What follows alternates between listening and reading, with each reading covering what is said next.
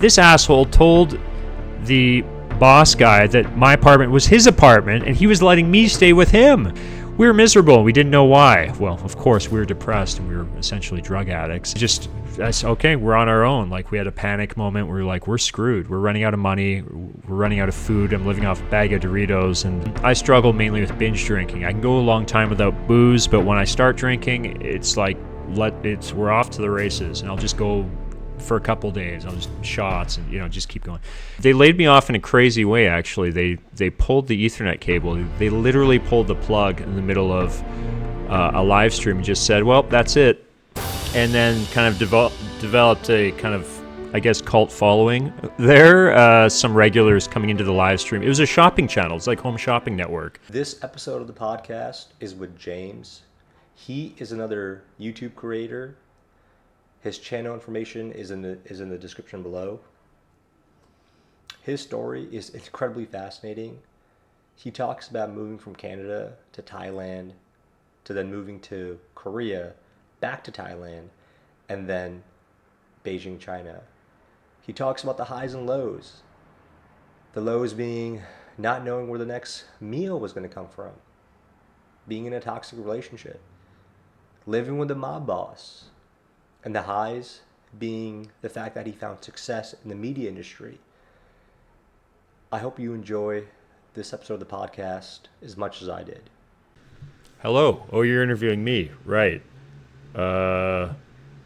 James, do I call you BottomGunSquad or what is it, James? Or Team Tom Cruise? I'm just James. James, okay. I answer to James, yes. How did you come up with that name, BottomGunSquad, and then Timu Tom Cruise?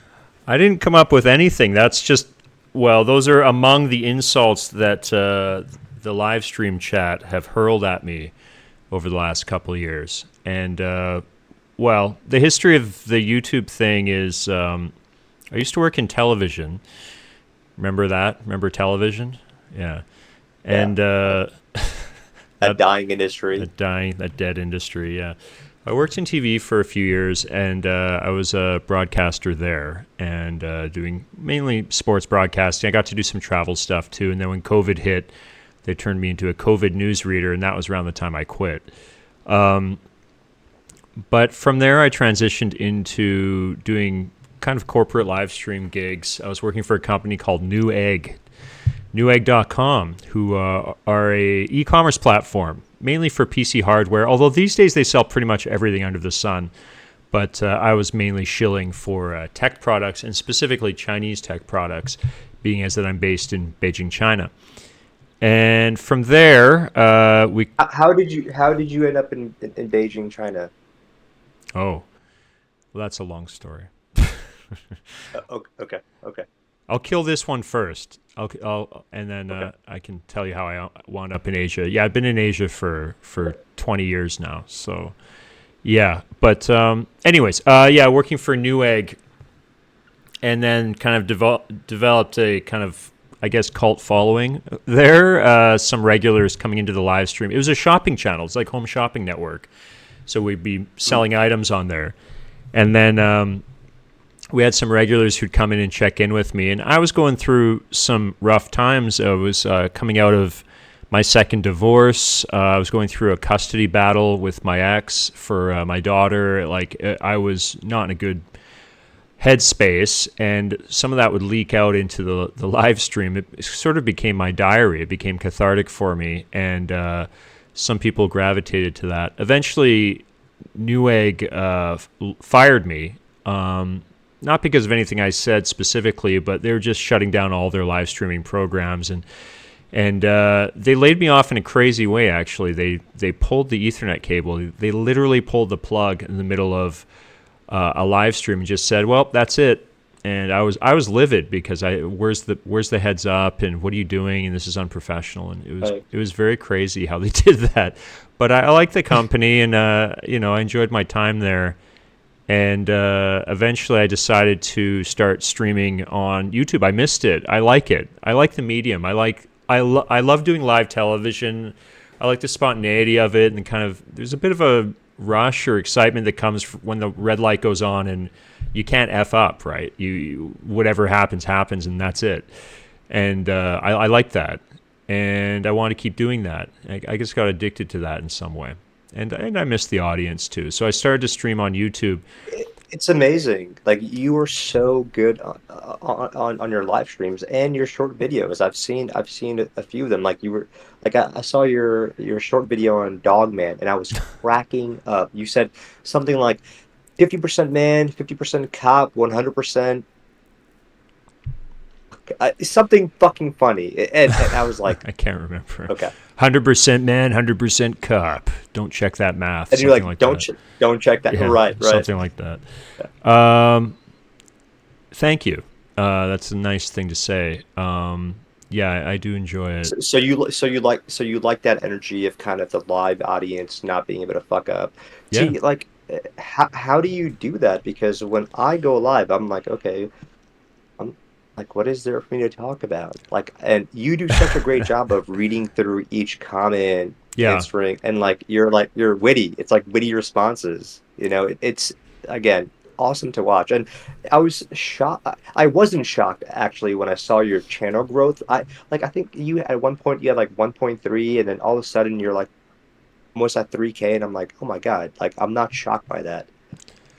Oh, that's been a grind. Well, yeah, thanks. I mean, yeah, it's high praise. I think with the YouTube lives, I still don't know what I'm doing with this YouTube account. I've rebranded it several times. I mean, I don't know if like for your project, Next Guest with Khan that I'm featured on right now, I guess. I don't know if you've been through this process of throwing stuff at the wall to see what's stuck, but I have, I have. yeah, I guess it's normal, isn't it? We're both Yeah, we're both in the obscure backwaters of YouTube, trying to grow a community. And right. for me, it was like coming out of with Newegg. I had kind of a guaranteed audience, so I did have an advantage that way because, and it's the same thing with television. Of course, you kind of have a guaranteed audience. When you come over to YouTube, you start with nothing, right? I think I had 10 Right. subscribers or something. So talking to no one in the beginning. My first streams on YouTube, I think, had 10, 15 people at most, and yeah, it's it's you have to put your ego aside and just keep grinding, and you have to really enjoy doing it. I think 'cause obviously it's an uphill battle, but in the beginning with that, I just I called the channel James Midlife Crisis because I had called my show on Newegg. I kind of had carte blanche to do what I wanted with it, and I called that Newegg live stream the Waifu Midlife Crisis show because at the time we were shilling these graphics cards with a waifu, with an anime princess on these graphics cards, and it became a running joke of the show. Like, you got to get that waifu, and the love for waifus, and we're all a bunch of weebs and this kind of thing. So the Waifu Midlife Crisis show, and then the YouTube channel after that, after I got fired, I called it James Midlife Crisis. And I talked a lot about having a midlife crisis. So I'm 43, and as I mentioned, yeah, I've been through a couple divorces and made a lot of weird decisions with my life, and kind of self-sabotaged and struggled with drinking and this kind of thing. And it became a place, unfortunately, that it attracted a lot of negative energy, I think, and that's because of what I was putting out. And I realized I didn't want to make that my identity. I didn't want to make having a midlife crisis my identity. And I wanted to try to do something a little bit more positive. And I still have people coming into the YouTube lives saying, why did you change your name? They liked the James Midlife Crisis as a brand, I guess, as a banner. But I don't feel like I'm going through a midlife crisis anymore. I feel like finally, after a few years of being pretty depressed, I've been able to move on with my life. So yeah, I changed the channel name a couple times. I went with Super Tech Deals, come and catch some STDs, which I thought was a funny, silly way to sell tech products. And that was my goal, to get back to selling PC hardware and to be talking about PC building, because it's a hobby that I really do enjoy. And unfortunately, I just couldn't catch an audience that way. I ended up losing a lot of my audience. I was watching my subscriber count drop every day by like 10, 15 people, and the channel was dying. And I thought, okay, so this doesn't have enough mainstream appeal, and it's a little bit too niche, so I have to open this up. So what are my other interests? I work mainly now as an actor, and I've worked as a video producer for many years, and I'm very passionate about media and the video and film medium. So I decided to open it up and make this a PC game and movie kind of news channel. I started to produce some YouTube shorts, and then people started coming back to the channel. For the branding, you asked about Bottom Gun. It was I used to do when I did these It live. sounds like a sex position to me, by the way. Of course. So I used to wear wear glasses like this because my eyes are sensitive to, when you're when you're broadcasting, like when you're doing long live streams and things like that, and you've got these lights right in your eyes. With the setup that I have here at home and the setup that I used to have at Newegg as well, I started to see spots after a while. My eyes just didn't like it. So I'd come in, I'd put sunglasses on and just do the streams like that. And people would say, why are you wearing sunglasses indoors? You're a douchebag. You look like, Tom Cruise from I Timu. love the sunglasses. I love the sunglasses that you and I believe it's your girlfriend. Yeah. She's milling around in the background here. Anya, yeah, she does some of the YouTube shorts with me as well. She's very supportive of this shit, which is important because, as you know, man, it's like there's no money in this stuff, not for a very, very, very long time, I guess, and you just have to do it for the love and believe that it's going to go somewhere. And she gets it. I mean, she's a cosplay model and actress and does similar stuff and has, social media accounts she's working on and stuff like that. So it's good to have a partner who understands what you're doing with this stuff and is supportive and knows that it's a marathon. But can we go back to when you had mentioned Eggview, when they had literally pulled Ethernet cable out when you were live? What are you able to talk about that? Why did that happen? Yeah, sure. I mean, they kind of asked me not to talk about it, but they don't exist anymore. Newegg Beijing shut down recently for good. So they had an office there. So a couple things, backstory about that Newegg live stream project that might be interesting to you, or I don't know if anyone watches this. But I'm in Beijing, China. That's where I'm based, and I've been here for years. And that's where I worked with these guys. They didn't want us to tell the audience that we were in China. They wanted us to keep it ambiguous. And I found out that was not the decision of the headquarters in Los Angeles. It's an international organization, Newegg, multinational company. And I ended up one day talking with the COO of the company. And I asked him specifically, I said, why is it that we can't tell people where we are? I'm just curious. And he said, is that what they're telling you in Beijing? We don't care. He didn't care at all. So I still don't know till this day really what the logic is behind that. I don't think the Beijing studio manager ever told anyone, but they were just very paranoid somehow about telling U.S. audiences where we were. Now, if I was to take a guess, I would think that maybe it was an issue if they didn't think the audience would trust me if I was based in China, or maybe they'd start talking a lot of trash about China and that would get them in trouble. So from their perspective, maybe it was a little bit dangerous to invite that from the U.S. audiences, invite that pressure, China discussion. So they just didn't want us to bring it up. So it became a running joke on that live stream, which ran for about 2 years, about where I was in the world. And I would tell them, I can't tell you. And for a while I told them I was broadcasting from beneath the Chicago Bulls arena, or some nonsense like that. So, but you were in China. You were in Beijing, China. Yeah. Now, wouldn't they be able to just tell that you were in China just from the audience? Well, we were broadcasting on Newegg's own proprietary app. So Newegg has an app for shopping, right? And they started to pump out live streams on there. So you get notifications if you're a Newegg app user that Newegg is live right now. And people would click into it. Now, we were also broadcasting on TikTok, which had a small audience, so we were simulcasting there. But the main audience for our show was on the Newegg app itself. So they just saw me sitting in a room with tech products and putting stuff on sale and doing kind of a QVC for tech, basically like, hey, come and get these glasses. They're on sale here today, Newegg shoppers, giving this kind of spiel. and they didn't know, and well, for the most part, probably didn't care where we were coming from. They assumed we were in LA because that's where the other live streamers were. So, yeah, that's how we kind of got away with that. But what was your original question? Oh, regarding the Newegg live stream, right? Why they did they pull the plug? Yeah. pull the plug, right?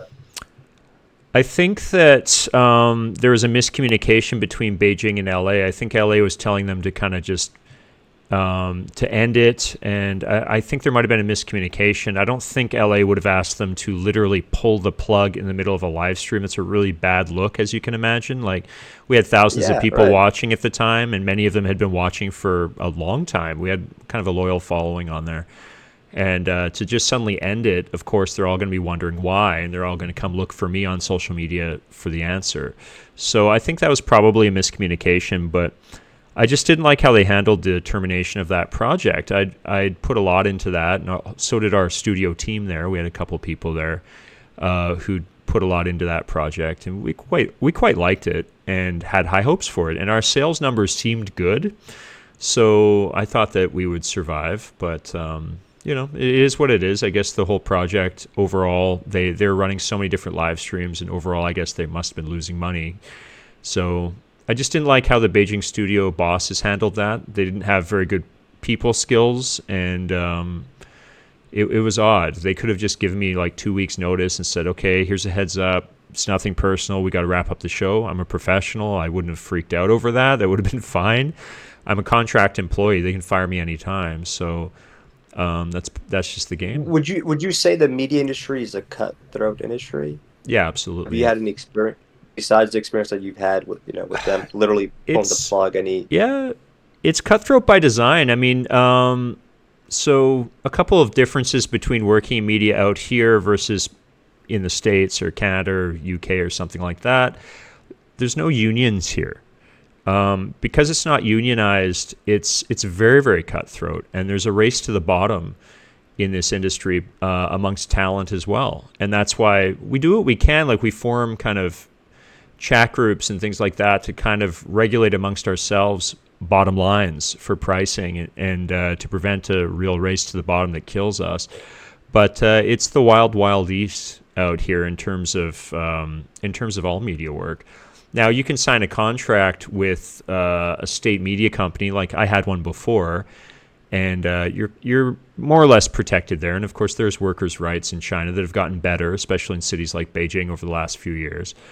But I have my own company here. I own my own media company, and I will contract my services out as well to clients. And in those situations, I mean, good luck. The problem with being a vendor, being on the vendor side of things, is if I am to get litigious, if I'm to take a Newegg or someone to court over something like this, and word gets out that I'm a litigious talent, a litigious vendor, no one's going to want to work with me anymore, and I'm ruining my reputation. So you, at all costs, want to avoid that. You want to avoid lawyering up and things like that, and solve things outside of court. And I know that as well from working as a video producer, where we'd have clients who would delay payment indefinitely, or just keep saying they're not satisfied with the finished work, and they won't stipulate exactly what they want done. They're just, make it cooler, make it better, and you're just doing round after round after round of revisions until you just can't work on this project anymore. You have to move on. So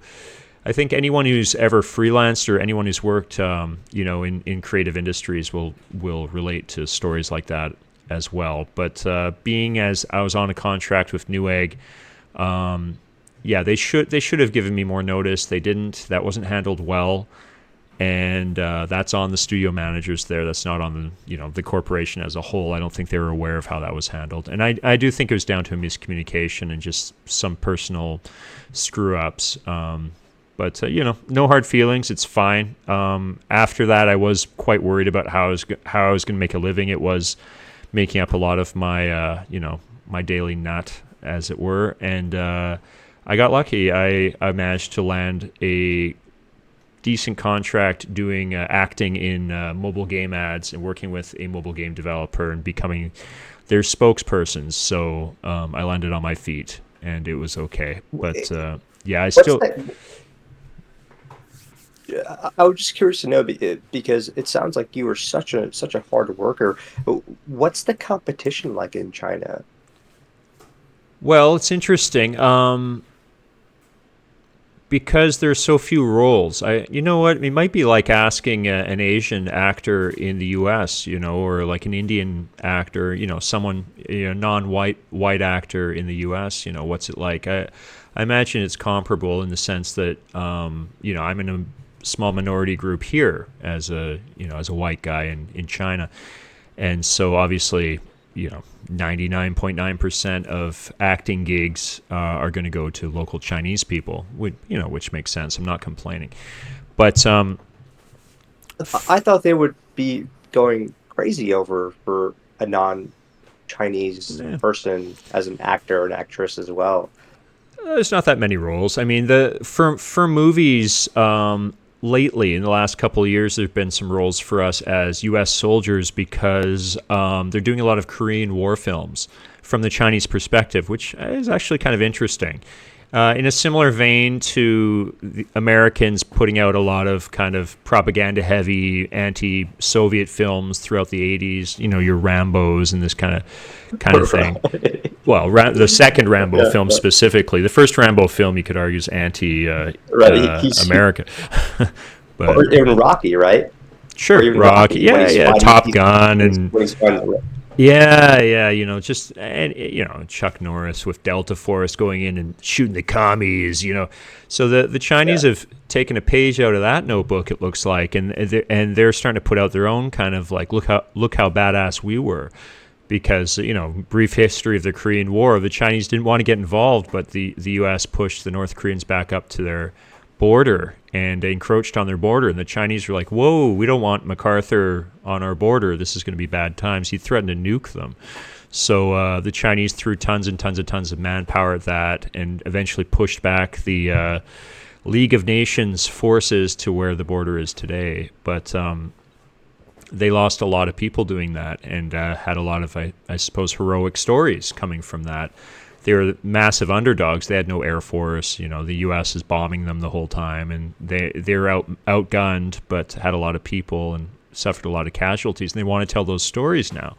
So some of those roles, like I was in a film called Battle of Lake Changjin Part 2, where I'll get a role where I'll just walk on. I think I was on that shoot for 2 days, and just delivering some expository dialogue to the guy playing MacArthur. I just U.S. officer or something like that. So we'll get roles like that, and I had a lot of friends who played soldiers in that film, getting blown up, getting shot by the Chinese heroes, and I wouldn't call them attractive roles. And I've turned down TV and movie roles in the past where I'm getting offered either a role as a racist or a rapist or a racist rapist. I mean, those are the type of roles I get offered. Maybe I just look like a rapey racist. I don't know, but it's roles where you're just cannon fodder for the hero, right? You're going to get kung fu kicked by some pretty guy, and that's about it. Right. So they don't want to. We're not at a point yet where it would make sense, I think, for Chinese dramas to feature foreigners, white guys, black guys, whatever, in like the buddy role or in like a strong supporting role. There's been a couple movies like that, and I know I have some friends who speak very, very fluent Chinese who have landed a role or two like that. But it's literally a role or two like that throughout your entire career. Mainly, if you're going to work as an actor out here, you have to make your bread and butter from doing work in advertisements. There are a lot of Chinese companies who are making commercials, essentially television commercials, web ads for the West. They're selling Chinese products abroad. So that's where they'll employ people like me, my girlfriend, who works as a model. She'll model products and stuff like that, and she features in a lot of commercial shoots and things like that. They'll use people like us for that. But yeah, for movies, for storytelling, obviously, yeah, very, very, very few roles for us, and that's fine. I'm just happy to work. Do you see a prolonged life in China for the foreseeable future? No, and I regret being here for this long. So you're asking me before how I ended up here. I'm trying to think of what's a Yeah. too long didn't read answer to that without rambling on for an hour. But No, no. Feel free to go along as you want. Whatever you're comfortable with, that's fine with me. feel free to cut this up. Yeah, how long are these usually? But well, There, is there it's fine. The purpose is to have a natural conversation, and if it stretches for a long time, so be it. As sure. long as you're comfortable and having a good time, and I am really enjoying your story, so I'm having a lot Okay. of fun. All Even right. though I'm missing the World Series for this. Oh no. Do you have a dog in that fight? Who's in the World Series this year? I don't even know. Um, Yankees, Okay. oh Yanks, Is that your team? they're down. This 31. Yeah, it's 31. This is Game 5. They're back in LA, so this is a must-win Oh, for them. Dodgers, Yankees. Okay. Okay. See, I stopped watching baseball seriously when the Montreal Expos got moved on to Washington. They were going to win the World Series in 1993. They're the best team in the league. And then baseball strike, and then they folded after that. So I'm salty. Do you remember the Montreal Expos? No, I don't. I don't. Jesus Christ. That's how old I am, I suppose. Okay, what was I talking about? Right, how did I end up in China? Um, well, so I was living in Canada. Out of school, I got lucky. I landed actually a pretty good gig. I was the in-house videographer for a new age medical company. So I was doing it all. I was shooting, editing, was doing a little bit of presenting work for them, documenting. They were doing some kind of experimental treatments where, for example, they had people with brain damage, like a girl who'd fallen off a horse and had brain damage. And they said they looked at her brain scan. They're like, okay, there's not. I'm going to do a bad job of explaining this. Obviously, I'm not a scientist, but basically there wasn't oxygen getting to parts of her brain, so it couldn't heal, and they're treating her in a hyperbaric chamber and showing some improvements, kind of forcing, for want of a better word, oxygen into parts of her brain that weren't receiving it. And yeah, anyways, doing some interesting stuff, doing like intravenous vitamin C treatments for elderly patients with weak immune systems and things like that. So I was documenting the journey of these patients and creating some kind of marketing content for them. It was a really cool gig, and my contract expired, and I'd done enough work for them. And they're like, okay, we'll call you back when we need you. So I was at a crossroads in my early career, I suppose, and girl I was dating out of the blue was just like, yeah, we're breaking up. I want to date this other guy now. I was like, oh, okay, all right. So, the universe was sending me a sign, and I was like, okay, well, what am I going to do? So prior to that, I'd done a little bit of traveling in my life, and I'd, for example, gone with a buddy of mine down to Costa Rica, on very little money and just kind of roughed it and enjoyed that experience. And I was like, well, okay, maybe it's time for me to get on the road again and just travel for a bit and figure out what I want to do next in my life. And I had a little bit of money saved up, very little, but enough for a trip to somewhere cheap. I was sitting in a Subway sandwich shop one day, and I was just eating alone. And at a table behind me, there's some, young people who I recognized from my local high school. And I didn't go over and talk to them because I was a bit of an asshole and probably they didn't like me. But I listened to what they were saying. They were talking about Thailand. Oh, it's so cheap. I'd love to go to Thailand, this and that. And they planted a seed. I remember going home and I was like, you know what? F it. Maybe I'll go to Thailand. And so I did, just kind of impulsively. And, this was in the early days of the internet. And back then, people just had those Lonely Planet guidebooks, and that was it. And you just, you kind of had to figure things out on the street. So I packed a very small backpack and had a bit of cash on me and just flew to Thailand and landed in Bangkok. A couple guys got off the plane who I guess were Canadians as well. They put the Canadian flags on their backpacks, which Canadian backpackers used to do because they thought that if people thought they're Canadian and not American, they treat them better, which is a myth. The third world just hates us all the same. But I saw they had Canadian flags in their bags. I said, hey, you guys Canadian? Hey, where are you going? Can I follow you? I have no idea where to go. They're like, yeah, sure. And then I took a bus with them. I wound up at a place called Khao San Road, which was kind of a backpacker's like alleyway street with a lot of cheap guest houses, very cheap.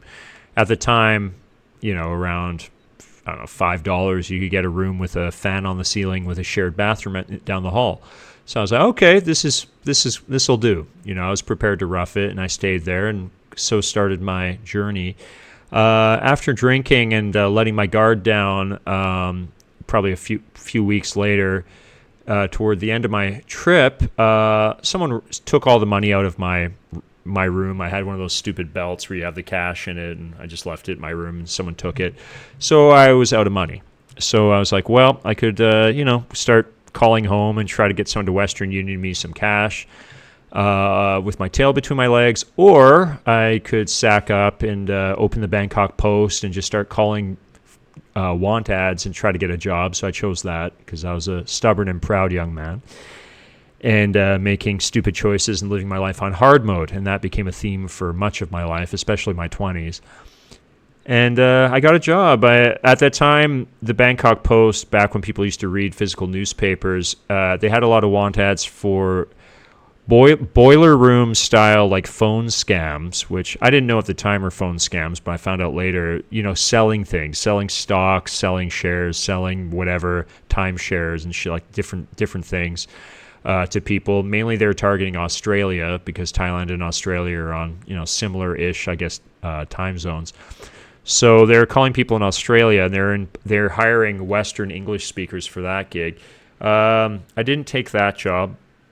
I took a job as a teacher for like high school students, teaching them English, helping them with their English. I thought, okay, this would be interesting. I remember going to that meeting with the guy running the school, and the school was a restaurant. It was this guy's restaurant. He's a Chinese Thai guy. It was a Chinese restaurant. And I remember thinking, this is sketchy, and he didn't really have many questions for me. Back then, it was just wild. I mean, you didn't have to have any qualifications, it seemed. You just get thrown into a classroom. It's not like that anymore, and that's a good thing. But yeah, I was just thought, okay, he threw me into a classroom that day, no preparation. They didn't have any textbooks. I was just like, hi. So today, what's your name? It was very awkward. I suppose in a sense that was the beginning of my live streaming career. Because essentially, you're getting thrown in front of an audience with nothing to say, and you just had, I had to riff. And so for a while, that's what I did. Eventually, I figured out that we should be working from a textbook, and I should get some education about this. And I did a TEFL certification course, which is kind of entry level into if you want to become an English as a foreign language teacher, teaching English as a foreign language, TEFL. The difference between ESL and EFL is simply English as a second language. You'd be teaching English to people living in an English-speaking country. Like if you're to teach English to someone in the U.S., it's ESL. If you're to go to their country, it's EFL. English is their foreign language. So I did the certification for that. Later on, I decided to do a higher level certification course called CELTA, CELTA, which is a Cambridge intensive teaching program that you can fail. And some people had nervous breakdowns, remember, on that course because it was a little stressful. You used to get thrown in front of groups of students, and you need to do something very organized and logical and actually teach something. And then afterwards, the whole class got to roast you and pick apart your session, everything you did wrong. And, it was a lot of pressure. I could see some people who weren't comfortable public speaking were really taking that personally, and some people were actually openly crying on the course. It was tough, but fun course, and I made a go of it for a while as an English teacher. Eventually, what you realize is that the glass ceiling's very low. There's nowhere to go. So if you're an ambitious person and you want to keep developing, you want to keep doing things with your life, that's not a good career path. If you're someone who wants a comfortable job and you're okay making, kind of a fixed amount of money for the rest of your life, and you really enjoy maybe the love of the game, like just you enjoy the process, you enjoy the relationship with students, you enjoy watching them grow, and like I'm definitely not shitting on people who stick with EFL as a profession long term. I think the world needs more teachers who are really committed to this and take it seriously. Unfortunately, in Asia, especially back then, most of the teachers I worked with, they had drinking problems, drug problems. They weren't in it for very altruistic reasons. They were just doing it because it was the available job. And I was guilty of that as well. I mean, that's how I got into it too. That was just the available work. So although I did take it seriously and I did do my certifications, I was working in an industry that got very little respect. I mean, if you told people you're a teacher, they're just like, they kind of dismissed you as a not serious person. And yeah, I worked with people who were not well, not physically or mentally well, and we weren't respected by the local faculty members either. And I don't know. I guess your mileage may vary. Maybe other teachers had different experiences, but eventually I kind of burned out on this. I really wanted to jump to another profession. I wanted to get back into my roots, which was media work, and thankfully I was able to transition into that. So that's what got me started. I wasn't on good terms with my family at the time. At that point, Hmm. okay, at that point, were you still in Thailand? Yeah, I was in Thailand. So I lived in Thailand for, I think I was there about 3 years in a row, and then I moved to Korea. Um, so a series of things happened.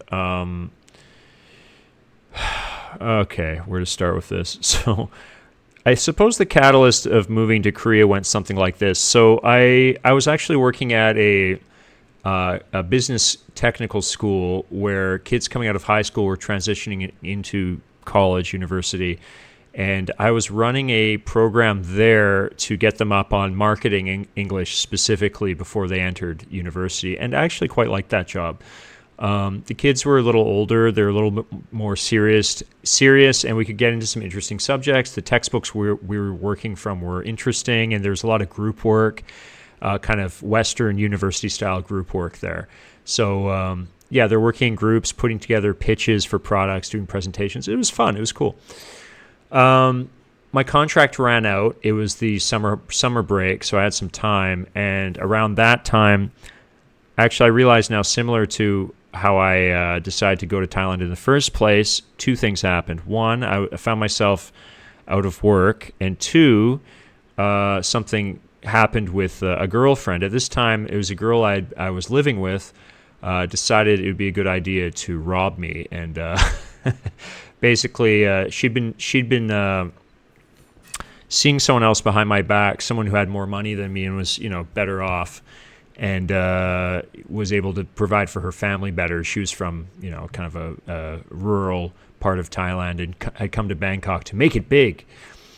And she'd been seeing him behind my back and spending time away at her cousin's. It turned out to be this guy's place, I guess.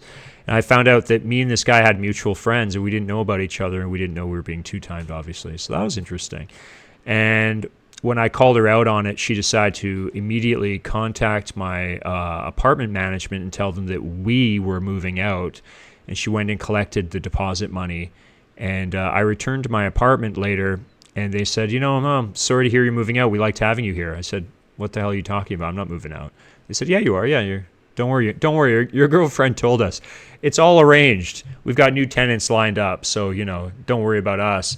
We'll be fine. And she already collected your deposits. So, be seeing you. Take care.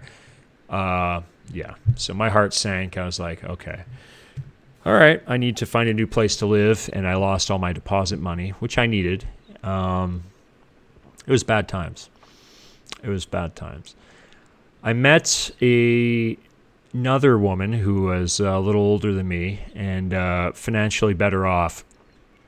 And she was running a bar and restaurant, a small, like kind of hole in the wall setup, just off Khao San Road in Bangkok, which was, as I mentioned earlier, like a tourism area and kind of party district.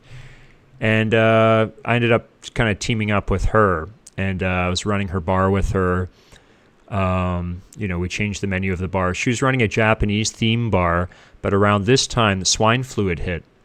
This is early 2000s. And what swine flu meant to tourism in Thailand is Japanese people no longer were going there. They were afraid of swine flu. So I actually ended up getting swine flu, and it effed me up worse than COVID did when I got that. Swine flu was no joke. I was sweating buckets for days. But it kept the Japanese tourists away. So her Japanese theme bar, which is called Kawaii Bar, I told her, we got to change the direction of this thing. So we made it kind of a pre-party bar for people going down the street. There were some good electronic music clubs. So we were a place where you can get some cheap shots and get your night started on the cheap before you headed down there. So we turned things around. We attracted more of a European clientele. The European tourists were still coming. The Israelis were still coming to Bangkok at that time. Germans, Dutch, English, and so on. So we started to make a little bit of money, but we realized this is kind of a dead-end project. some people I'd met at that time, some Canadians actually who we'd befriended, kept telling me I should go to Korea. I should go to Korea. I should go teach English in Korea. It's much more lucrative in South Korea and Seoul. And they made it sound like a great place. So they told me that if I moved there, they'd help me out. They'd hook me up with work, and I could stay with them. So I convinced my that by then we were boyfriend girlfriend. I told her, like, let's sell this bar. Let's go to Korea. We'll start a new life. So we did. But when we arrived in Korea, it was a disaster. The guys who told me they'd hook me up were busy. They didn't want to come meet me. They just left us hanging. I remember calling them from a payphone on the street. We were wearing like windbreakers. We were coming from Thailand to Seoul in winter, and Korea gets cold, and Seoul gets very, very cold. And we didn't have warm clothes for it coming from Thailand, right? Totally different climate. So I remember we had 2 suitcases with us. We were just lugging through the streets of Seoul. We didn't know where to go. We were living in a hotel. I said, okay, we're on our own. Like, we had a panic moment. We were like, we're screwed. We're running out of money. We're running out of food. I'm living off a bag of Doritos and, a beer or, a bottle of Sprite a day. Like, we were kind of dying and freezing our asses off. So same thing I did in Bangkok, I guess. I just picked up a newspaper. I went online. Dave's ESL Cafe was a popular website for this back in the day that had job offerings for teachers. I just start calling everyone. Every day I'd go out with like a bag of the Korean equivalent to quarters and just pumping them into a payphone, just call. Eventually someone was like, yeah, we could use you. And they're in another city called Suwon, which was about a 2-hour train ride away. So I show up in Suwon. A woman meets me at the train station and takes me to her school. I do a demonstration. They're like, oh, okay, you've taught before. I was like, yeah, I have this certification. At this time I had TEFL and I had some experience. They're like, oh, okay, all right, we can hire you. And so began my stint in Suwon. I went back. I was like, girlfriend, we're not going to die, and grabbed her. And we moved to Suwon. And we were so poor in the beginning. I asked my boss there, there was a married couple who were running that school, which was called a Hagwon, which was like an after-school language center. Koreans, man, they study hard. They do in China as well, but the Koreans take it to the next level. I mean, they're just like these little kids, man, these poor kids. Imagine being like 7 years old. It's like you just did whatever it is, 10-hour school day, and then you're going to the after-school. Maybe on Monday it's for math, Tuesday it's for science, Wednesday it's for English, and they have all these after-school schools. It's a huge industry there, and it's all like keeping up with the Joneses. These families are going into debt trying to get their kids educated to the level their neighbors' kids are, and it's very tough and very competitive. And the kids are under a lot of pressure, and they snap sometimes, and I felt bad for them. Like, it's sad. You see, like, a couple 7-year-old boys, like, get into, like, a life and death taekwondo fight, at the drop of a hat because they're just so wound up. They have no time to play. So I was working in that environment for a while, and when I first got there, I told the bosses of that school, I was like, can you front us some money? Because we're screwed. Like, I don't have food. And she looked at me, and it was very awkward, and she didn't want to give me any money. Maybe she thought I was a junkie, or I don't know. She didn't know me from Adam, right? She knew me from one demo class, and she needed a teacher. So I get it from her perspective. So instead of fronting me money, she took me to the supermarket, but she didn't seem to know what people ate because she bought me a ham, just a ham, a big ham, about the size of my head, and said, there you go. I was like, okay, and then sent me on my way. So I was literally living off of a ham until my first paycheck. So my girlfriend and I just ate pieces of ham every day. Luckily at the school, they would give me like cafeteria lunch. They had like a small like lunch program there, so I could subsist off that. And I would bring food home to her from that. But that wasn't fun. I used to steal their water too. You can't drink there's no like drinkable water there. So they'd have a water cooler at work, and I like fill up plastic water bottles and bring them home, and we just lived like that, basically like camping and eating ham. It sounds like you were teaching at a prison cell rather than a school. Well, the school, if they weren't giving you any drinking water or food and just said, hey, here's this piece of ham. Have a ham. Well, the ham was for my home consumption. At school, they gave us like Korean pancakes in the morning, which are actually pretty tasty, and They fed me like lunch, and like there's a little lunch and breakfast thing going on when I was at work, right? But at night when I came home, we ate the ham. That's all we had. So the school itself was nice. I mean, it's just a little like clean little. I think it had 5 or 6 classrooms, language center set up. They had like a staff room with computers in it, where I would go and try to catch up with friends, talk to friends on MSN Messenger or something, and ICQ or whatever we were using back then, Facebook. I MySpaced them or something, and then I go do my classes, and then we come back to the teachers' lounge and hang out. So at this point, you're still in Korea, Yeah. and it's you and your girlfriend. You're back to Yeah. teaching, Yeah. and you mentioned you did not have a good relationship with your family at the time. So there's Yeah. I'm guessing not a lot of communication going back and forth. No, I rarely spoke with them. Yeah, it's too bad. I'm very close, I'd say, now with my mother, and we're friends now, and my dad too. We've all come to accept each other for how we are.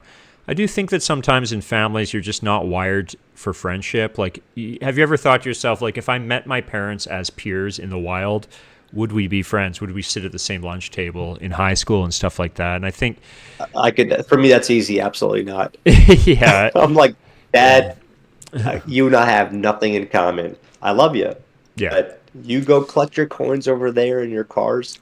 I'll do right, I'll talk shit on the internet. right. What's interesting for me, my dad worked in media his whole life, and he was a DJ, he was a radio broadcaster, and a good one. Yeah, as a career, and then he went on to eventually teach broadcasting at a local technical college in Canada, and he never. I always thought this was so strange. He never really trained me. He never taught me anything about it. He was just off. It was his own thing. He was just doing his own thing. He ended up taking some interest. It's that's amazing because you were Yeah. so natural. I feel like you were so good on camera. Well, Like it's second thanks. nature to you.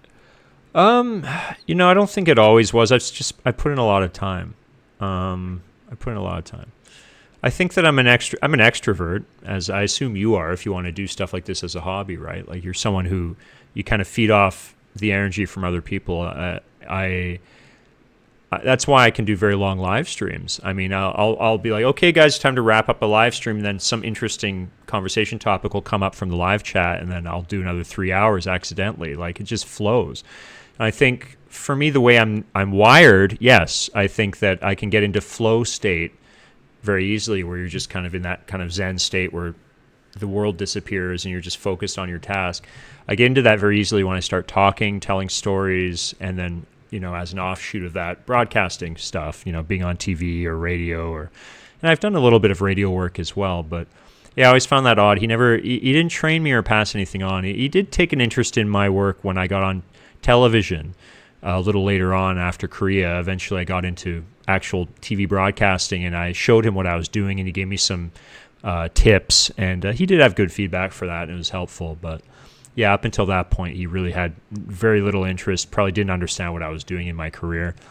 My mom and That's I would, amazing. yeah, yeah. I was just going to ask. So if we follow, if you would like, can we continue with that story where you're in Korea, you're with your girlfriend at the moment, you're Sure. teaching, and so I'm guessing the next step over is China, Beijing, Yeah. China, and how did you guys get there? Well, she's Thai, right? So she was miserable there because Korea's tough. Korea's tough on everyone. Korea's very xenophobic. I like Koreans. I want to preface this by saying, like, I think Koreans are cool. They're tough. They're resilient. I mean, you look at after the Korean War, Seoul was basically decimated. And you look at Seoul now, not that many years later, and it is a mega city, and it's a well-run mega city, and they're doing very, very well. So they get shit done. But yeah, Can I say something? Can I say something mean about the Koreans as well?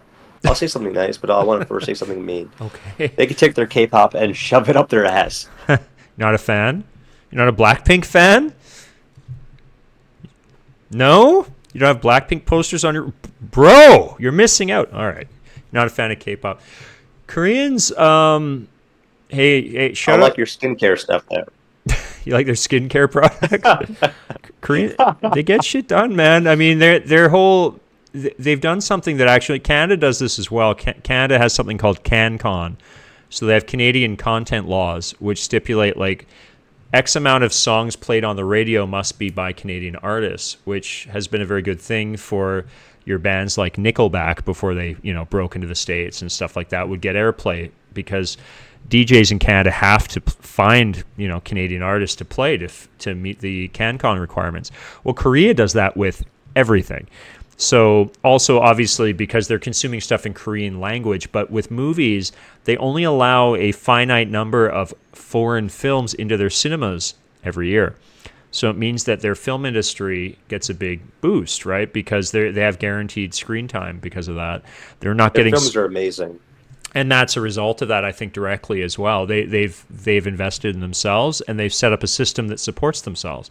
So they've been able to develop, and yeah, they make great films as a result. And I love that they've done that because, you get tired of Marvel movies and all these remakes, and you want a completely different voice, and you can find that in movies like Snowpiercer, and now that director's done a film called Mickey 17 with Robert Pattinson, which looks like it might be interesting. And we get what's more like conventional, like movies, like actual, stories rather than just tacking things onto a franchise, and that's great.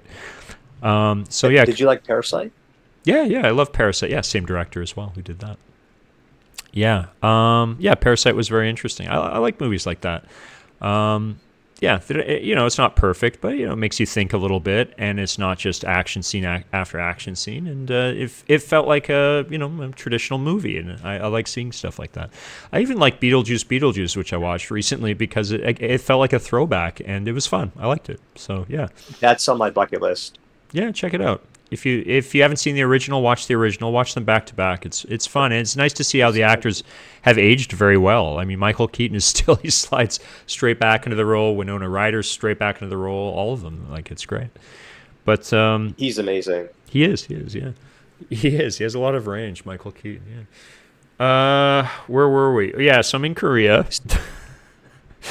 and girlfriend's miserable.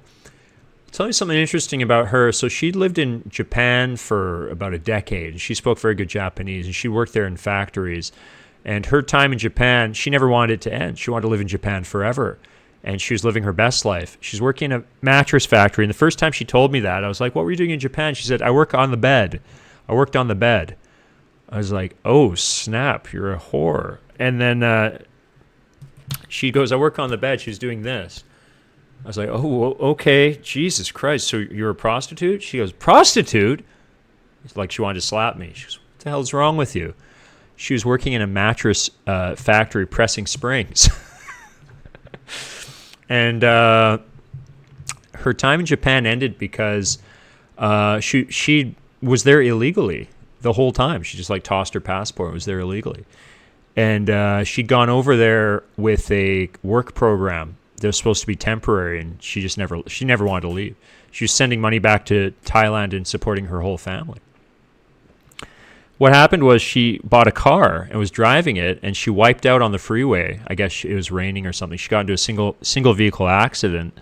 The traffic police came, pulled her over. Let's see some ID. She didn't have shit. And they're like, oh, okay. And she said they were very nice. They immediately knew her whole story. They're like, oh, you must be working in one of these factories. She said yes. She said, does the factory still owe you money? She said, yes, I'm due a salary. They're like, all right, we're going to deport you, but before we do, we'll take you to the factory to get paid. So they did, and she got paid, and the boss paid her, and everyone was a man of their word, and they marched her to the airport and sent her back to Thailand. I met her shortly after that.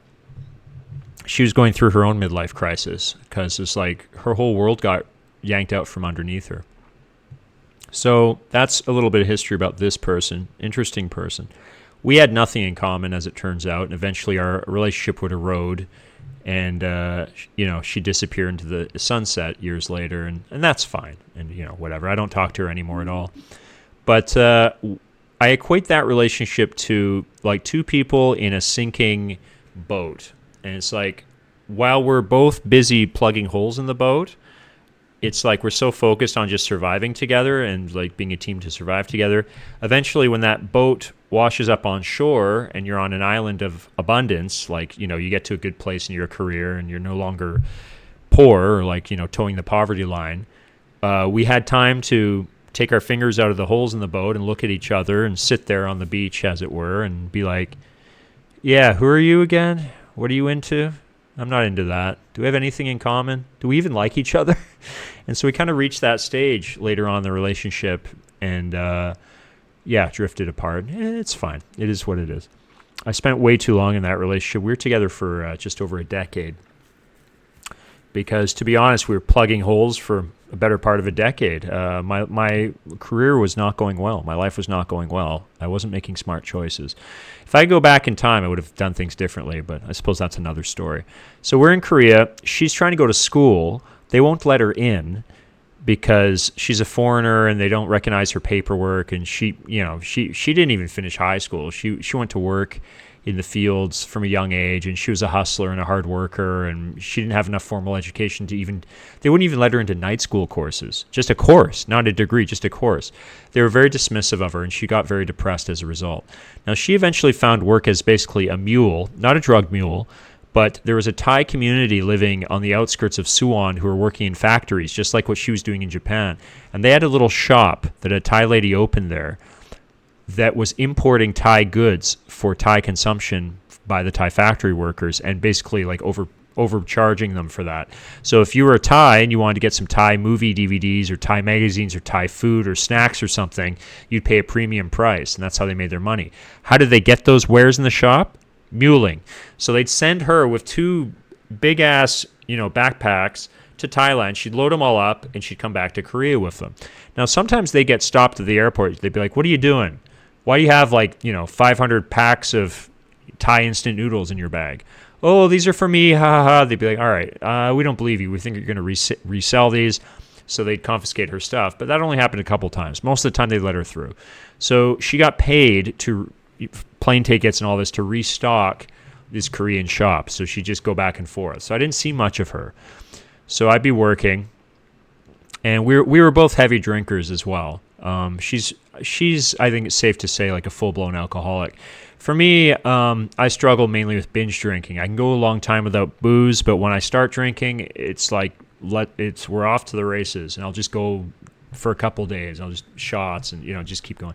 And I'm someone who just biologically, I don't get tired when I've had many drinks. I don't need blow or nose beer or anything to keep going. I'll just keep going. My body's just, I get excited from the high of alcohol, I guess, and that's not good. I mean, for me, that was really not good. We would go into Seoul on the weekends and spend too much money and just get wasted. It was a 2-hour train to come back, and the train wasn't all night, so we would go and sleep in these bathhouses, steam houses. We go in there, and for like $10-15 is a lot cheaper than a hotel. You go sleep on the floor. They give you like a rollout, like kind of wicker mat, and you go sleep on the floor and kind of sweat the booze off, and the next morning get up and take the train back home. And we were doing that every weekend. And we were just living for the weekend. It was a nonsense lifestyle. I wasn't improving myself at all. I wasn't in good physical shape. My diet was trash. I'd come home from work and just down 2 bottles of soju, shoot 2 bottles of soju every single day. Weekends we go, just binge drink all night, all weekend. We were miserable. We didn't know why. Well, of course, we were depressed and we were essentially drug addicts. And my work was tedious and lame, and I realized this wasn't a future career I wanted to do for years and years and years. The kids were great, but the pay was okay, but, it just wasn't stimulating in any way. And she was miserable. She became a mule. That gave her something to live for, but it wasn't going to last. Now, what happened was she started to meet more people in the local Thai factory community.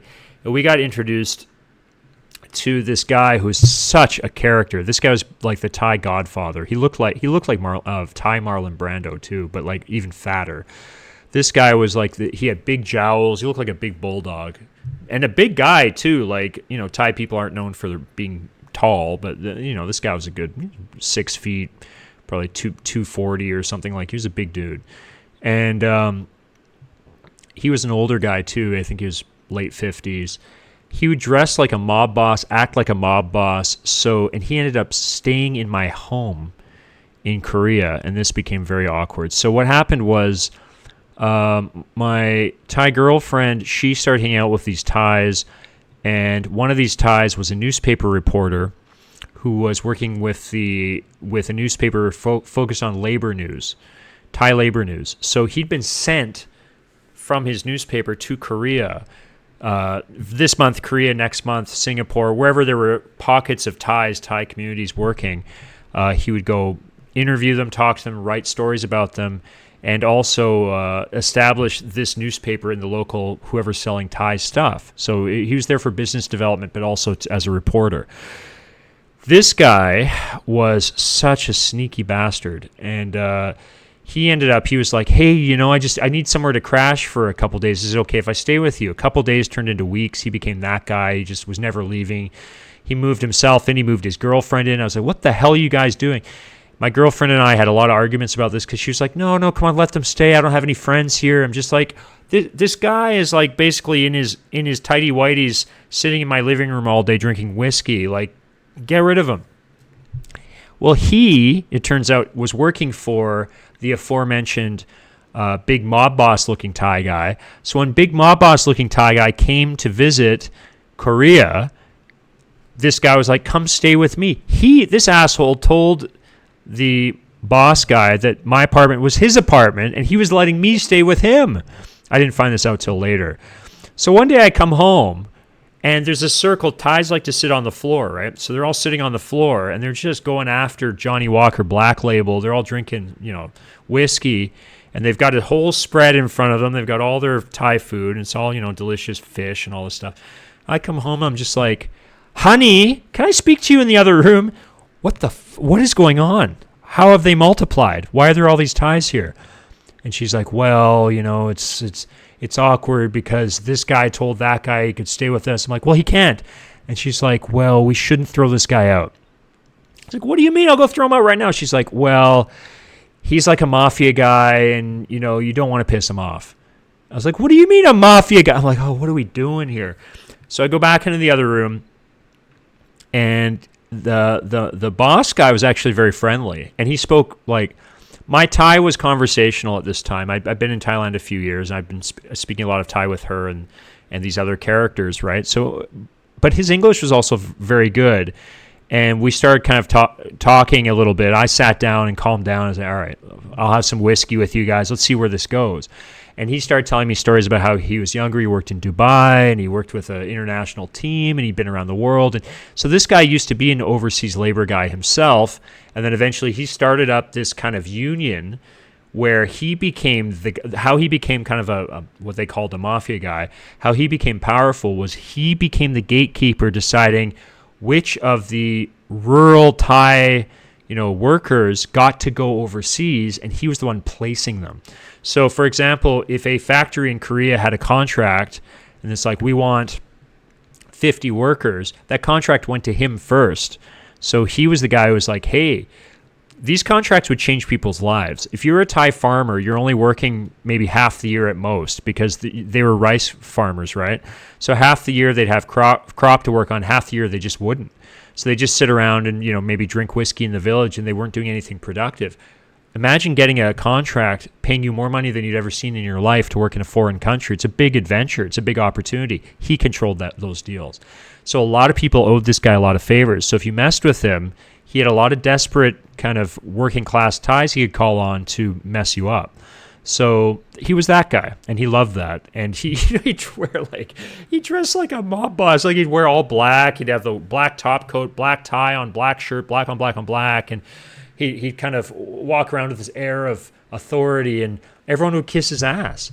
And including this guy, hustler guy living in my apartment, just like, kowtowing to him the whole time, pouring his drinks, and everyone was kissing this guy's ass. So I ended up liking this guy, and this guy, after he talked to me for a while, he kind of adopted me as his son and started taking me around to Thai events, and he'd always make sure he had James with me and make sure I was treated with respect, and it was very odd, but I kind of enjoyed it. It gave me something to do on weekends other than going into Seoul and getting shit-faced in Itaewon, which was like where all the U.S. military guys drank. And he had a scheme for me. He was like, look, you don't want to stay in Korea forever, right? I'm like, no, I'm not really satisfied with my work.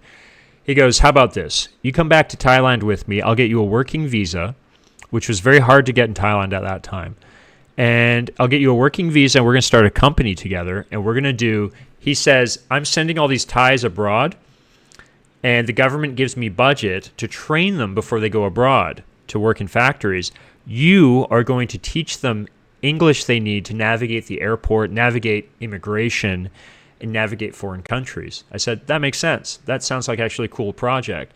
So I'm going to work with groups of these guys before they go overseas. I'm going to be able to use my Thai language skills and, translate some stuff and also just talk them through the process and do mock immigration interviews with them, do mock airport, check-in desk situations with them. I thought this sounds pretty cool, actually. So he convinced me to quit my job in Korea. So I quit my job in Korea. I went back to Bangkok.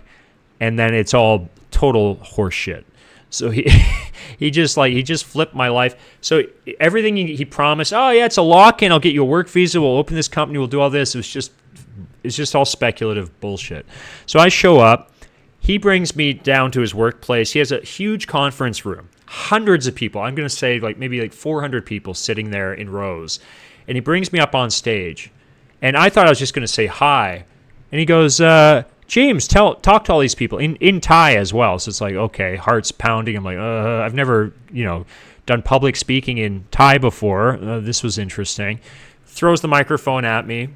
He goes, yeah, teach them something. Yeah, I think it's the equivalent to your friend's a stand-up comedian and you're in a group of friends. You're like, tell a joke, say something funny, be funny.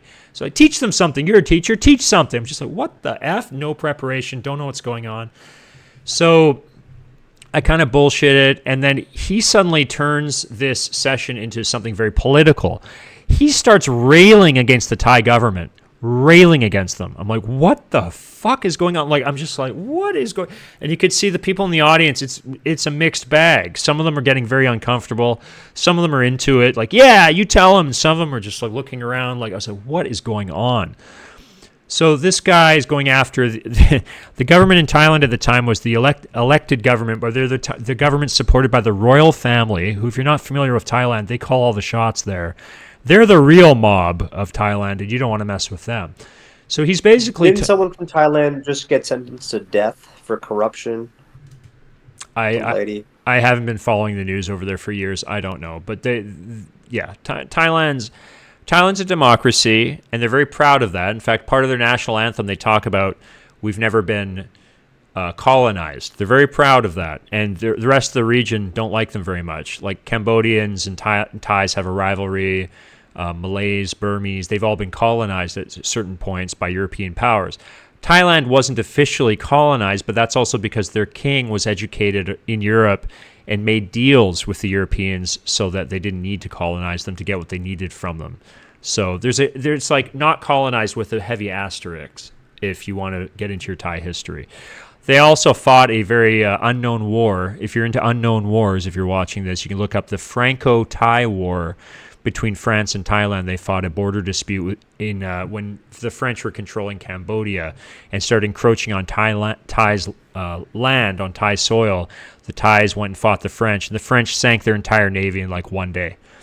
So they're a little outgunned, but props to Thailand for fighting the French. But anyways, Thailand's a complicated place and a very interesting place. If you want to get into their politics and history, there's a lot of crazy stories there. But this guy starts railing against the government that's backed by the royal family, which is crazy. And I want no part of this shit as a foreigner. Afterwards, he tells me basically, we'll get you a work visa later. Don't worry. Just come to my house and stay with me. He has this weird. He introduces me to his daughter, his wife. I stay at his house. I'm like. Meanwhile, my girlfriend's in a guest house in Bangkok. When are you coming home? What's going on? I'm like, I don't know. He wants me to stay at his house. And he keeps telling me, break up with this girl. She's a peasant. She sucks. I'm like, well, no, we've been through a lot together. I'm not just going to leave her. He's like, I'll introduce you to better high society girls. You don't need this peasant chick. Break up with her. She's too old for you. She sucks. So I'm like, okay, this is getting weird. And one day I just point blank say to him, I'm like, when am I getting a work visa? I'm almost out of time I'm on a tourist visa again, right? Which only lasts a month. I'm like, I'm almost out of time. When are you going to give me a salary? Up until this point, he's paid me $12 $20 US. Like he's just throwing pocket money at me to come give a couple speeches to these Thais. And I'm like, when are we going to sit down and create an actual syllabus, like a course for these guys? Where's our office going to be? And what's going on? And he's just like, yeah, coming soon. And he's just full of shit. I just like, all right. I just, without directly saying it, I just like, all right, you're full of shit. I said to him, I'm going to have to move on. I didn't know what to do. We were running out of money. It was bad. It was really bad. And I was like, this is a bad decision. I should have stayed in Korea. I reached out to some of my friends, just chatting with them. And a couple of my friends from Canada are by this time in China.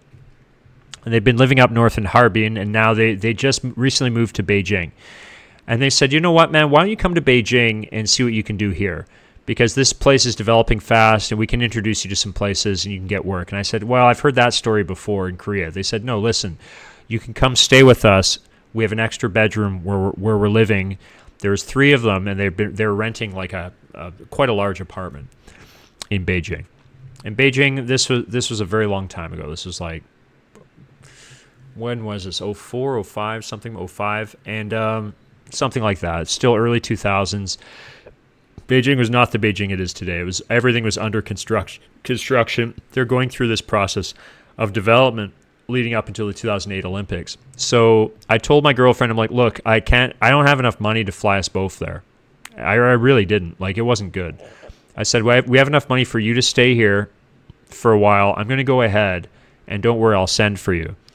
And I think she was skeptical that I'd send for her. And she was very, very sad. She was crying. She was like, our life is fucked. Like, she'd gone from a comfortable situation in Japan, working in a factory, taking care of her whole family, to being thrown back to Thailand, to kind of like watching her money disappear, her family, everyone in her family reaching into her pockets until she was almost out of cash. And then finally, I uproot her, take her to Korea. It sucks. She's depressed. We come back here. It sucks. We're depressed. Like, life was not good. I go ahead to Beijing. It's slow going. I start to get some work. I'm doing a little bit of like voice acting work. I'm doing some teaching work, some tutoring work, stuff like this. It's very slow going, but I'm sending what money I can back to her. I eventually give her enough money to put her into school. I said, you need a trade. She's a very good cook, but she didn't have certifications for cooking or anything. And we're not going to work in bars anymore. We're going to do something else. So she wanted to go to school to learn how to be a nail salon person. And I looked around in in China. I'm like, these guys don't get paid shit. Let's do something else. What else? I said, why don't you be a Thai massage therapist? That pays well. And I looked at what the spas were charging. I was like, yeah, if you become a real certified, legit Thai masseuse, you can make a living. So I put her into school. I sent money back to Western Union back then. We couldn't, bank-to-bank transfers weren't going to happen. It was all Western Union, who took a big cut. But she'd go down to Western Union, she'd sign, she'd pick up cash, and she enrolled in school. I put her through school. We were separated for about a year. Eventually, she got all of her certifications. She did very well, and she's like, I like this career, actually. She was very good at it. And I was able to bring her out, and we started a new life there. Beijing's been good to me. China's been good to me. I can't complain for a couple of reasons. One, I got in where I fit in. I found a place where work-wise, my background fit. It was the wild, wild east, and I was able to kind of hustle and take advantage of that during its developmental years. You can't do stuff like that now. You can't just turn up and kind of find ways and find like business advisor visas and kind of, work under the table for a while, then eventually get hired and just kind of weasel your way through. Stuff like that, it doesn't really exist anymore. Back then, they were playing fast and loose with foreigners because they just got the bid for the 2008 Olympic Games. So they wanted a lot of foreigners, especially English speakers, to be there mixing with their people, working as teachers. They wanted to get the Beijingers used to this international vibe as much as possible, I think, before the Olympics. After the Olympics, door closed. It became harder. Can I ask you? Yeah. Can I ask you some of the most current things in terms of what I hear about China? I hear there's a lot of censorship that's still happening in China. I hear a lot of spying in terms of how the government really spies the CCP on how they rule with this iron fist. Now, as a foreigner, do you still see that? Are you, uh, you know? maybe not privy to that. Oh, okay. Well, I'm sure I'm not privy to everything, but Iron Fist is an embellishment. There are regions of China like the Northwest where when dealing with the local Muslim population, that place is run very strictly and has been equated to a police state. If you're from that region, it's like you got to check in everywhere you go. Like they're watching you very carefully for sure. The rest of the country, no. One thing that foreigners have to do, like I have to do, I have to always register with my local police. I have to go in and like fill out a form.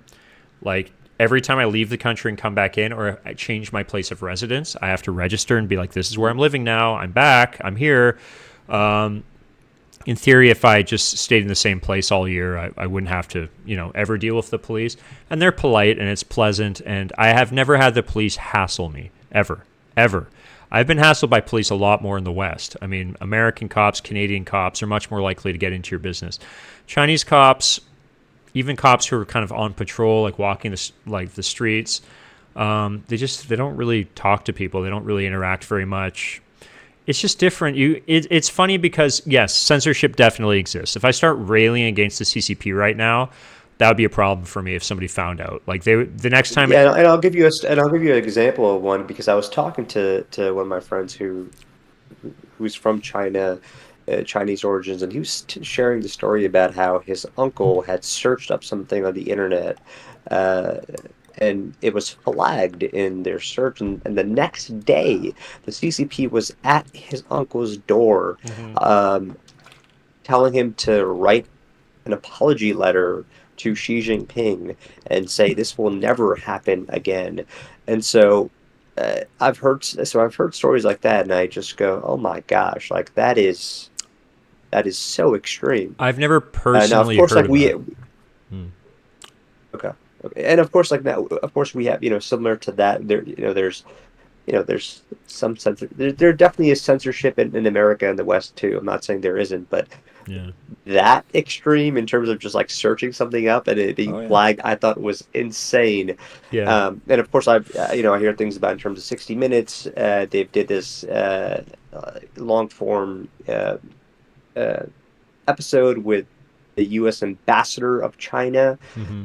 who lives in China, and he was openly talking about some of the massive concerns about how the theft of intellectual property, shutting down American businesses in China, censorship, Yeah. just so I was just curious Hmm. to hear that part from someone who lives in China as a foreigner. But I love to hear that. I love the fact that you haven't had those experiences. That makes me No. want to go to China that much more and experience it for myself. It's a very interesting place. Yeah, censorship exists. YouTube, anything Google is blocked, you need to use a VPN to access it, which I do. I don't.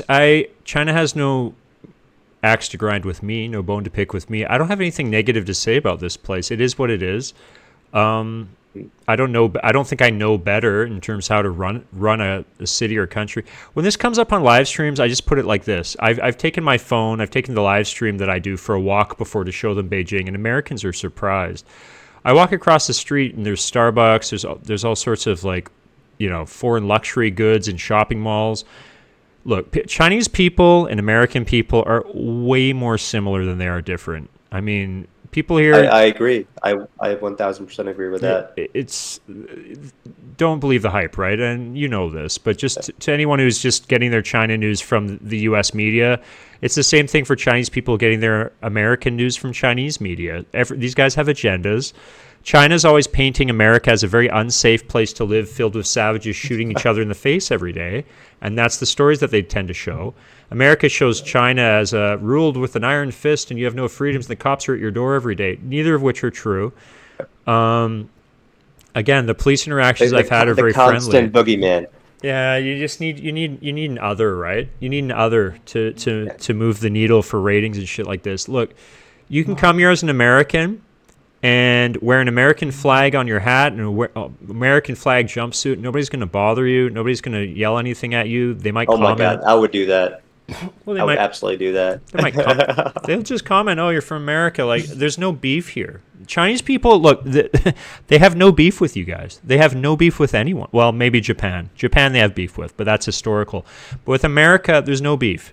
There's nothing. I've never been assaulted for What being a about foreigner. Thailand? There's no. You don't think there's any beef with Thailand, With or China and do you Thailand? see that as yeah? No. The Okay. Chinese will kind of at this point because especially in the first tier cities, Beijing, Shanghai, Shenzhen, Guangzhou, cities with skyscrapers and development and money, they'll kind of look down on Asians from what they deem poorer regions, and Koreans certainly do that as well. There's a lot of Asian rivalry. That's why it's like people identifying as Asians is it's like I'm European, I'm a white, I'm an Asian. It's like, what are you talking about? These groups are so like so complex, and they all hate each other, and there's so much infighting. It's like I've always felt like this is another topic, but the idea that like race even exists, or it's like, what are you talking about? Like, even within China, like Beijing and Shanghai are so different. I mean, the food, the language, like they're both speaking Mandarin, but the accents, they don't Yes. like each other either. The rivalry, like, I mean, China has so many cultures, so many cuisines, so much going on. Just China. When we expand that further to East Asia, then it's like it's so different than Japan, so different than Korea. Expand that further to Southeast Asia, it's like these are different worlds. They feel like different worlds. And that's why this part of the world is so interesting to explore and travel in. And I would recommend anyone should come to China 100%. I think for tourism, if you want to get a very modern Chinese experience, Shanghai, for sure. Shanghai is a beautiful world-class city. And the skyline's amazing. And it has all the modern amenities there. Beijing is the political and cultural hub of the country. It's not a very pretty city. It's greener than you probably expect, but other than the Great Wall and the Summer Palace and Temple of Heaven, there might not be a lot to see as a tourist. I would probably recommend going to the south, but I would tell anyone you should visit China. It will open your eyes because the people here are yeah, very cool, and it's a very interesting place to travel. It's not as easy as like a Thailand. Thailand's like from the airport, you can basically you're just on the rails, like you're just go here, go here, go here. They're just kind of shepherding you towards a good tourism experience, and you have to do very little thinking. You don't have to speak any Thai. But in China, it's not like that. You need to interact a little bit more, and you're going to have some stressful moments in train stations with a million people trying to figure out which kiosk to go to get your ticket. But that makes the experience, I think, also worthwhile and interesting and worth doing. So it's more of an adventure in that sense, for sure. But what was I saying? Oh, yeah, you were saying about censorship. Yeah. When it comes to, yeah, like American audiences in particular saying, oh, how do you live in China? Oh, it's a dictatorship and all this. I'm like, well, look, you take a city like Beijing, for example, and you look at how many people live here, and how would you manage a city like this? I'm Canadian, right? So I was born in Vancouver, and I grew up in British Columbia. When I look at Vancouver, the city itself might have, like on the actual Vancouver proper, like the downtown area, might have what? Maybe 750,000 people, something like that. And then you expand it. Greater Vancouver might have 2.5 million, something like that. I might be off. But less than 1 million people in this city. And you look at this city and you're like, the public transportation sucks. There's a massive homeless problem. There's a problem with basically a crisis of affordable housing. There's just so many issues. And the government's struggling to keep up with any of this, keeping trash off the streets, just everything. Everything at a municipal level is a struggle. And then you look at a city like Beijing. Beijing has the entire population of Canada. I mean, Beijing is a mega city. Mega city. There's no homeless. There's no drug addicts.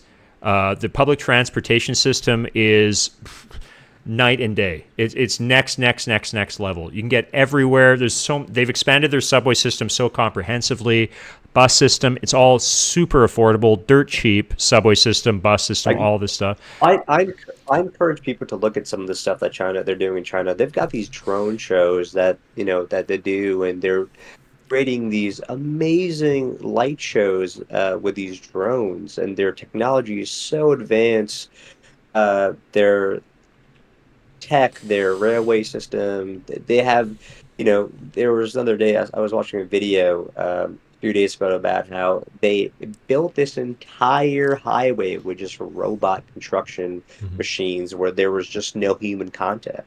And Hmm. it's amazing what they're doing. And so I Yeah. think China is it in terms of the next generation of people that are going to move, not a country, not a region, not the world to the next phase of whatever it is. I think it's going to come from China. Now, of course, as an American, I'm rooting for America. Of course, I want it to be America, but Yeah. I think just given the sheer just the demographic difference, 1.3 billion people versus 325, 350. Hmm. But then of course, like I say, there, we have all the tech advantages just as much, and Yeah. I like to believe our system is maybe a little more progressive, Well, lack of a better term. yeah, and just now I was saying they're not having homeless and drug issues, and you could certainly push back against that by saying, well, because they deal with them with an iron fist. They deal with those issues from a totally different place. Like a very kind of liberal city like Vancouver isn't going to round up the homeless people and drop them off in the middle of nowhere, or execute drug dealers or things like that. And they will do stuff like that here. So how they're handling things is, yes, it's very different. But then the reason I brought this up was this is what works here. I don't know if our system would work at all here. I think if you gave a city like Beijing, if you put a city like Beijing in the hands of the people who run a city like Vancouver, this place is falling apart in a week. Like it's not the same animal, and whatever they're doing is working. And I don't know. I'm obviously no expert, but I'm not smart enough to sit here and criticize it. When I hear people, foreigners in bars or online or something, criticizing Beijing and this should be better, that should be better, I'm just thinking, who are you to say? Like, do you know? I can't even wrap my head around how hard it would be to organize a city with this many people, and it runs so smoothly. By the way, there's virtually no street crime at all. And you have people who are very poor mixing with people who are extremely rich, and they just mix and they just mingle and they just walk the streets together. You don't see people like burning Audis or like flipping over BMWs or breaking your windows to steal your CD player and the type of crap that we deal with Or in the gangs West. taking over apartment buildings like Does they have not. in California. It doesn't exist here. It doesn't exist. It would be snuffed out. It would be snuffed out so fiercely and so immediately. It would be the And that's idea what I doesn't love about the exist. Chinese people.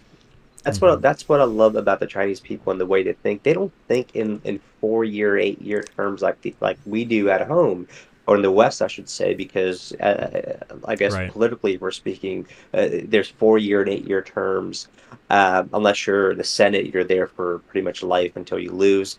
Uh, so they think in 20 year, 40 year, Yeah. 60 year Legacy visuals, terms. Legacy terms. Yeah. Hmm. and I love that because that's how you really see uh, innovation kind of happen. But James, my last question to you would be, where can people find you and your work? Oh, okay. Well, by the way, before I address that, I'm not saying that democracy is bad. I'm just saying that I know you're different not. systems for different places, and it is a complicated topic. It's above my education and pay grade to get into, but this is what's working here.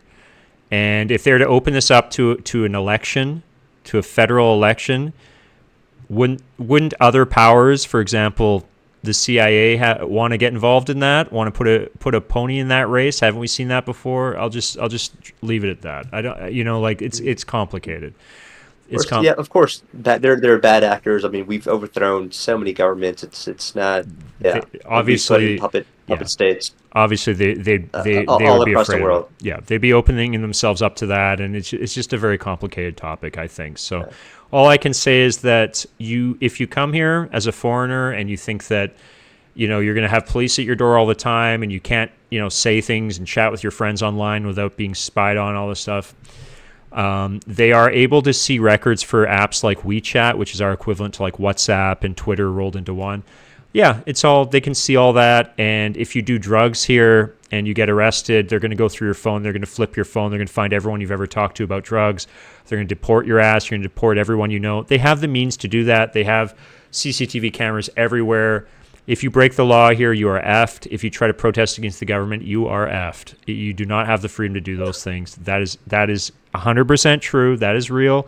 And again, if I go online, start railing against the government here, which I don't feel like doing, I don't have any axe to grind with them anyway. I think they've treated me very fairly. Then yes, I'm sure they'd knock on my door and be like, yeah, we're not renewing your visa, F off. Which, in my opinion, fair enough. I don't think we get to come here like Bjork. Bjork came here, did a concert in Shanghai. At the end of the concert, screamed out "Free Tibet," left the stage. She didn't give her money back. She kept the money.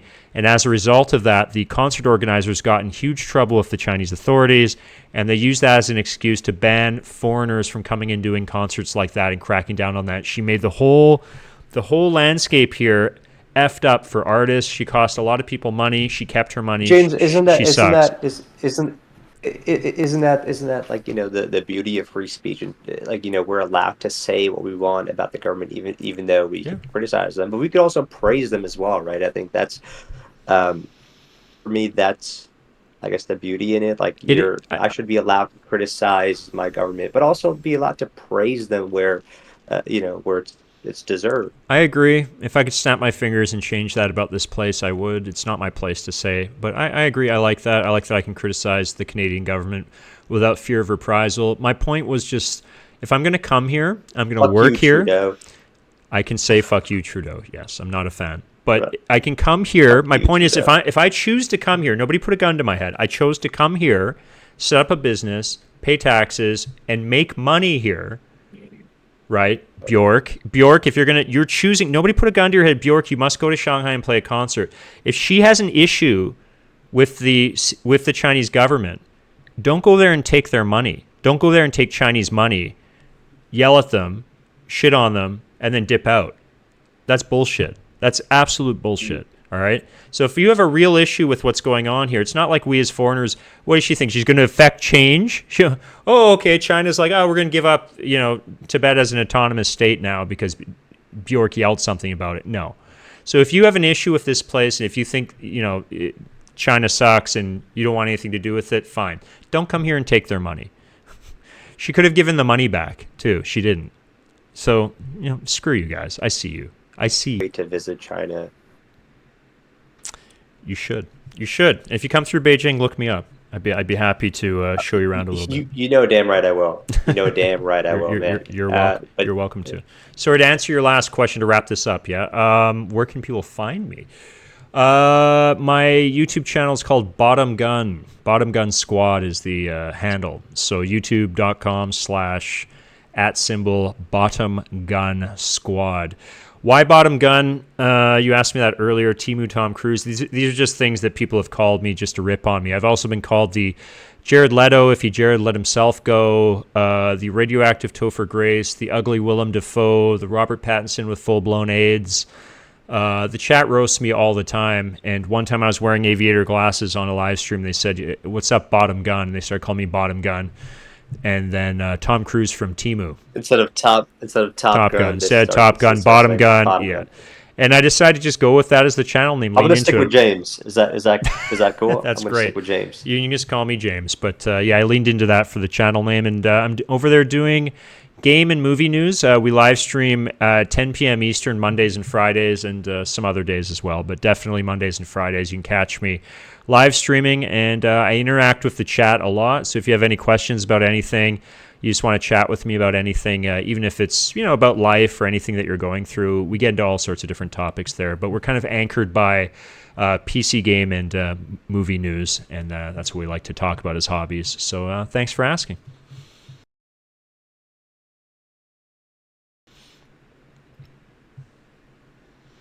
James, if you want to cut it there, we certainly can. Sure. Did I cover everything? Awesome. Did I cover all your questions? Man, you went way above and beyond. That was so cool.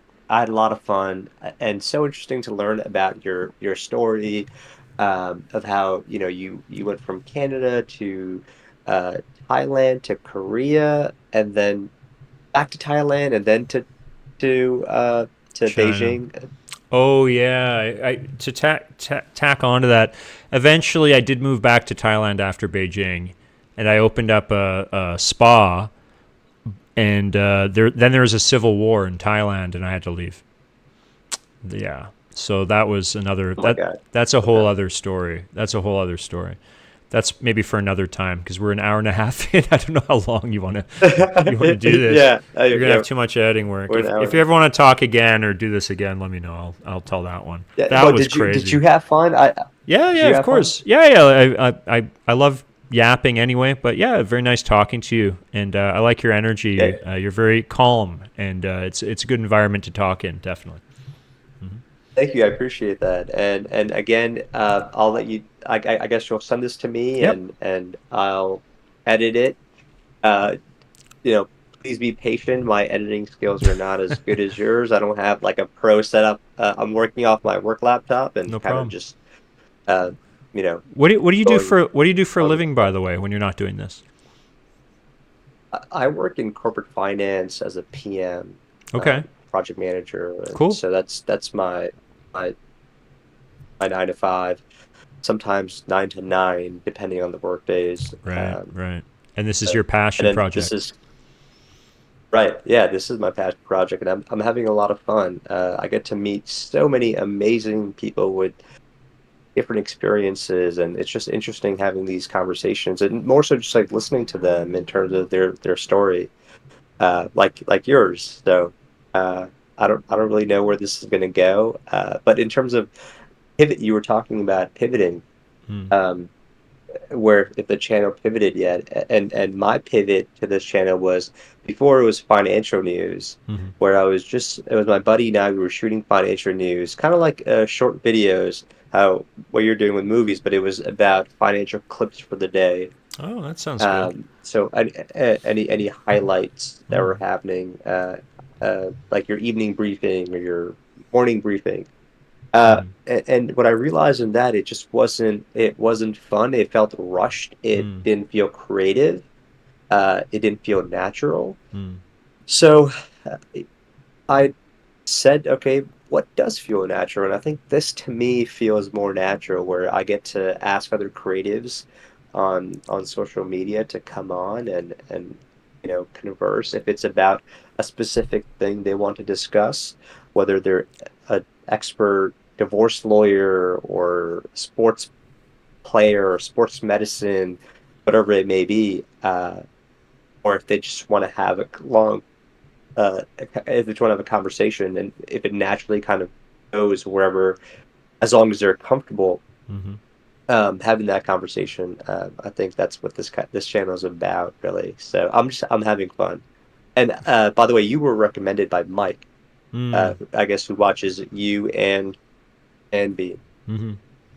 Right. Yeah, that guy. I think he's a young guy who he brings a lot to live streams actually because he asks very good questions that lead to Very interesting good questions. conversations. Yeah, he seems like a switched on guy. So yeah, Yeah. he was telling me you have to go chat with Khan. Is your first name Khan or your surname Khan? So Khan is my last name, Oh, it's and your surname. Okay. Hmm. my first name is Amir. Ah, right, like the famous boxer Amir Khan, but you spell it differently, I think. Hmm. Uh, I'm not sure how he spells it, but mine is just Amer. Mm. And the difference between him and I is that he has a glass chin, and I like to think my chin is not glass. I could take a punch.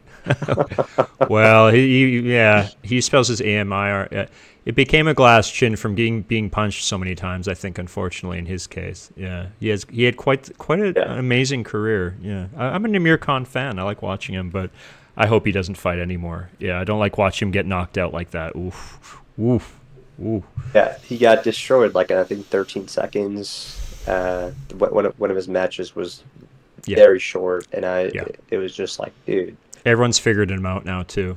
Yeah, Canelo showed how to knock him out. Yeah, because Khan's got oh that my Olympic God. style. He's got his hands forward, so he's trying to parry out here. So Canelo would throw a straight right, and Khan's hands come out to catch it, and then Canelo would fake the straight right. He'd come over the top, so he'd come around the hands, and then just lights out. And then after that, people are like, "Oh, okay, that's how you knock out Amir Khan."